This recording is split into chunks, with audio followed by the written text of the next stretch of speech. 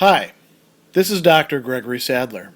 I'm a professor of philosophy and the president and founder of an educational consulting company called Reason.io, where we put philosophy into practice.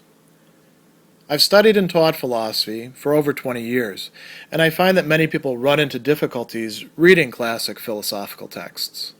Sometimes it's the way things are said or how the text is structured. But the concepts themselves are not always that complicated, and that's where I come in. To help students and lifelong learners, I've been producing longer lecture videos and posting them to YouTube. Many viewers say they find them useful. What you're currently watching is part of a new series of shorter videos, each of them focused on one core concept from an important philosophical text. I hope you find it useful as well. It's likely that most people are very familiar with this catchphrase that comes from Pascal's Pensées: the heart has its reasons which reason does not know. And there's a lot of misunderstandings of this. The quote gets used out of context quite often to mean something like, well, there's reason, our intellect, our cognitive capacities, and then we've got this emotional side, and that itself has reasons that reason can't make sense of. So we have to prioritize the heart, which is just this kind of blind, emotional. Sometimes translations screw this up by using the word intuition as well as, this one does. It's actually a very different point that Pascal is making, and it has to do with his notion of there being different faculties, different orders for grasping truth and reality of things, and for getting us, human beings, on our way to God, to understanding God, to knowing God on the one side, to loving God and orienting ourselves in the right way on the other side. And the heart is deeply involved with the latter, you could say. So the full passage, 277 in the Braunschweig edition, says, the heart has reasons, or its reasons, which reason does not know.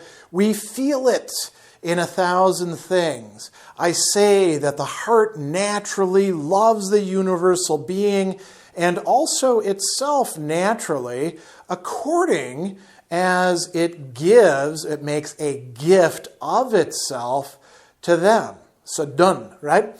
So it naturally loves. Now notice that he says the universal being, right? Rather than just saying God or something like that.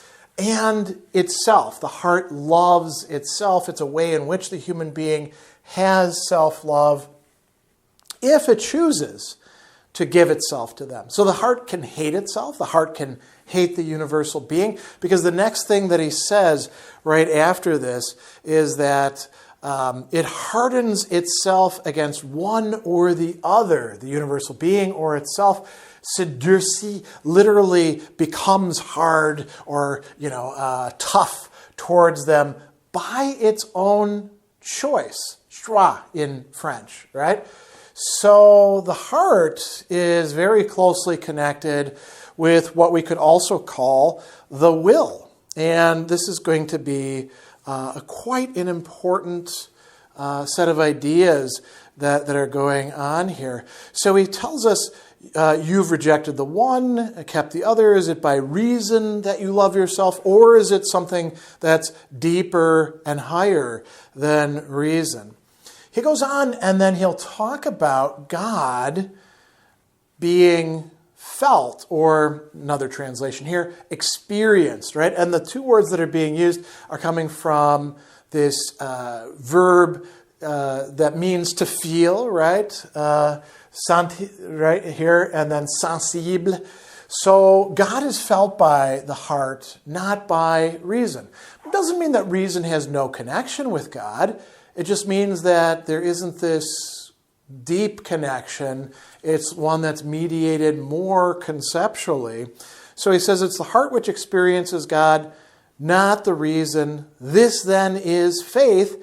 God is felt by the heart, not by the reason. Reason isn't the sort of thing that does feeling, right? So to demand that reason would feel God is kind of a category mistake, right? And he'll go on and talk about faith itself, foi, being a gift of God. He says, do not believe that we said it was a gift of reasoning. Now, a little bit earlier in the work, he's going to talk about this as well in a way that's quite interesting, right? This is in part 185. He says, the conduct of God who disposes all things kindly is to put religion into the mind by reason and into the heart by grace. So it's not as if reason plays no role whatsoever, right? Reason is important for the mind, l'esprit in French, right? Which is one of the three orders that Pascal will talk about elsewhere. But God has to put something into the heart by grace, by giving something. And then Pascal gives us a caution to put it into the mind and heart by force and threats is not to put religion there, but terror. This is a condemnation of some of the things that are going on in his time on the side of both Catholics and Protestants. He goes on and he's going to tell us a little bit later that we know truth not only, this is in section 282, not only by reason, but by the heart. And this is very interesting. He goes on to say, it is in this last way, by the heart, that we know first principles. How do we apprehend the things that we need to use in order to reason about the world, or about ourselves, or about God, or about other people, or about society, or any of these other things? He says, reason has no part in the knowing of first principles, and it tries in vain to impugn them. And he goes on to talk about the skeptics, which I'll pass over here, because what he says, the knowledge of first principles as space, time, motion, number, is as sure as any of those which we get from reasoning. And now there's a little bit of a misleading translation here in the English. Reason must trust these intuitions of the heart. Now, Pascal doesn't actually say intuitions of the heart. He actually says knowledges, connaissance of the heart that reason is going to draw upon. So the knowledge of first principles, right? Reason must trust these and must base them on base every argument upon them. And then he goes on, he says, we have this knowledge of the tridimensional nature of space, the infinity of number, and then reason shows there are no two square numbers, one of which is double of the other. Principles, he's going to tell us, are felt. Again, translated here as intuited, but felt is a better way of translating it. Propositions are inferred or concluded, se concluant, right?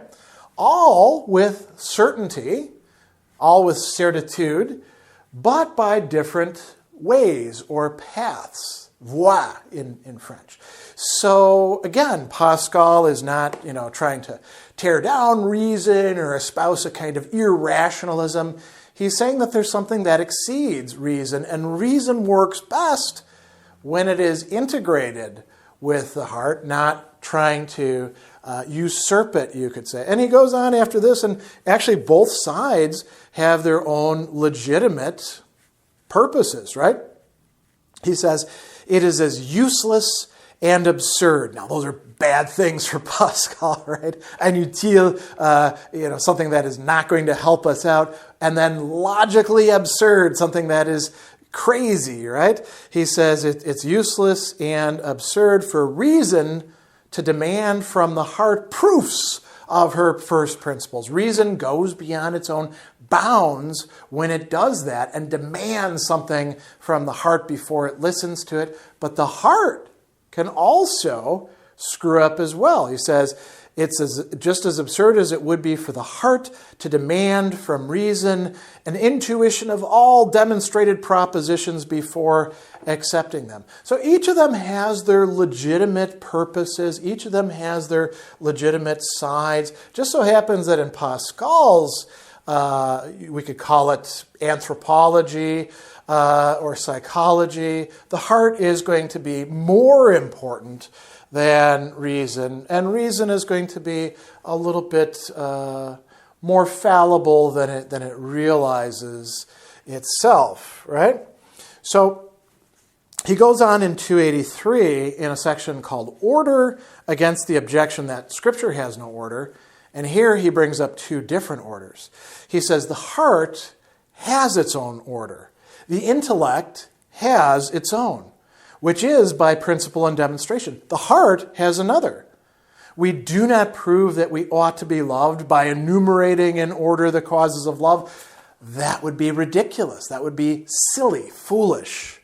And then he brings up Jesus Christ and St. Paul. He says, Jesus Christ and St. Paul employ the rule of, and it's translated here as love, but the French is actually charité, right? There is an order of charity, an order of love that Pascal thinks is higher than the order of mere mind or esprit or thinking, right? The intellect. Doesn't mean that it contradicts it or negates it. It's just higher and can inform the lower order. So he says that Jesus Christ and St. Paul would warn, not instruct. It's the same with St. Augustine. This order consists chiefly in digressions on each point to indicate the end and keep it always in sight. So that tells us something very important there as well. The heart helps us to keep perspective about what we're actually trying to accomplish. And then he goes on in section 284 and says, do not wonder to see simple people believe without reasoning. They believe on the basis of their heart.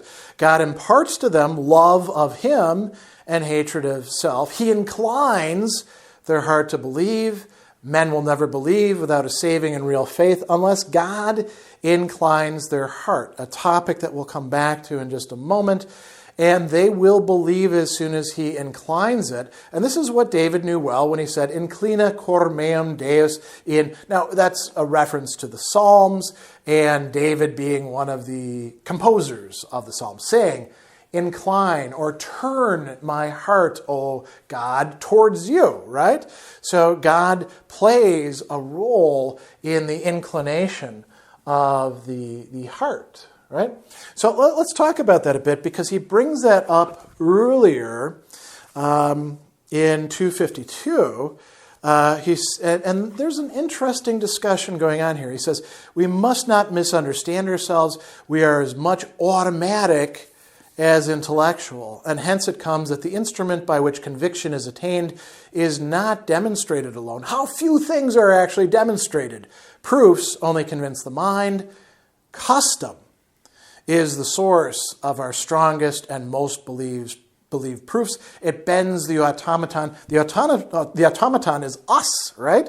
Which persuades the mind without it thinking about the matter. Who has demonstrated there will be a tomorrow and that we shall die? And what is more believed? It's custom which persuades us of this. Now, custom shouldn't be equated with the heart, but custom works upon the heart. And so, reason, custom, both of these are ways in which he will conclude this passage, or come to the close to the end of it. Says it's not enough to believe only by force of conviction when the automaton is inclined to believe the contrary. Both our parts must be made to believe. The mind by reasons which it is sufficient to have seen once in a lifetime, the automaton by custom, and by not allowing it to incline to the contrary. Inclina cor meum Deus, he says once again, right? And so both feeling and reasoning are important in inclining the heart. And inclining the heart to what? To whatever it wants. No, to God, to a greater grasp on truth and reality. I'll conclude by bringing up something that's coming up in 194, a very long discussion that he has there, where again, he is writing in a way that incorporates the heart to things. He says, let's recognize there's two kinds of people one can call reasonable. Now, is it people who are rational all the time, depending only on rationality? No. The people that are the most reasonable and that deserve to be called reasonable, according to Pascal, are these.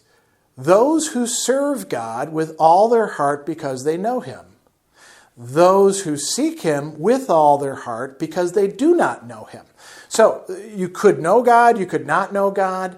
What matters is the comportment of the heart. And notice that he's saying the whole heart, not half of it, not a sliver of it, not what you get to at the very end of the day after you've been occupying yourself with other things. Serving God with all their heart because they know Him, loving God, right? Those who seek Him with all their heart because they do not know Him. They want to know Him. And this brings us back full term to this heart having its reasons. The heart is reasonable. It's just not reasonable only in the way that the faculty of reason is. And it is reasonable in a way that can allow rationality to be placed into a more encompassing and integrated framework for Pascal.